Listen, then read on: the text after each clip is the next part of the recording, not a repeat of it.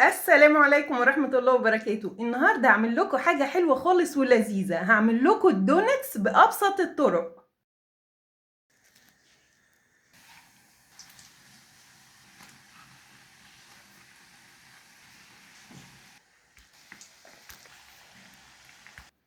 ايه رأيكم في الدونتس؟ ما تنسوش الاشتراك وتدوسوا لايك عشان يوصلكم كل جديد. المكونات بتاعتي سهلة وبسيطة ومتوفرة في كل البيوت. اول حاجة هحط نص كيلو دقيق، هضيف عليها نص معلقة ملح صغيرة، معلقتين سكر كبار، هضيف كيس فانيليا، كيس خميرة فورية، هضيف كمان معلقتين سمنة، هضيف بيضتين، وهخلط المكونات. هضيف كوباية ونص لبن. كل دقيق بيختلف حسب نوع الدقيق اللي عندك. نص كوباية اللبن بالتدريج، ممكن ما ناخدهاش كلها حسب ما تلم العجينة. انا عايزاها عجينة طرية بس ما تلزقش.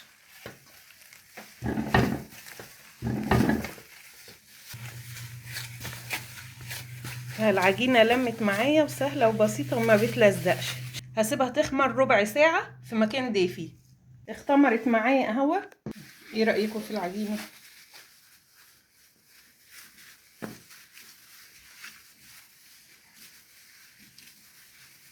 هفردها بالنشابة.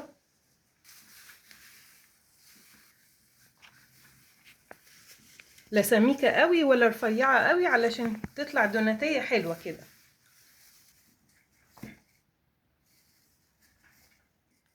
وهقطعها كمان من النص كده.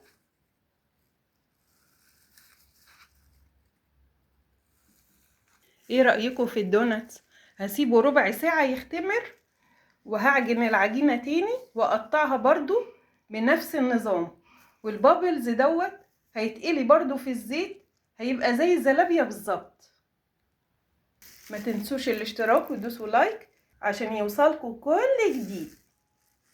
وقولولي في التعليقات ايه رأيكم في الدوناتس.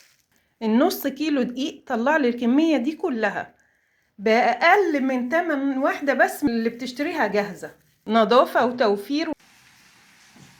ايه رأيكم في الدونات؟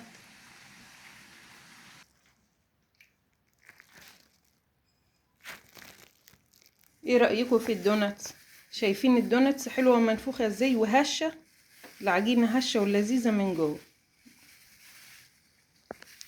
وكمان طبق دوناتس متزين بحشوات مختلفة، كراميل وشوكليت وجوز هند وفول سوداني وجليس كمان. ايه رأيكم في الدوناتس؟ ما تنسوش الاشتراك وتدوسوا لايك عشان يوصلكوا كل جديد. مع السلامة.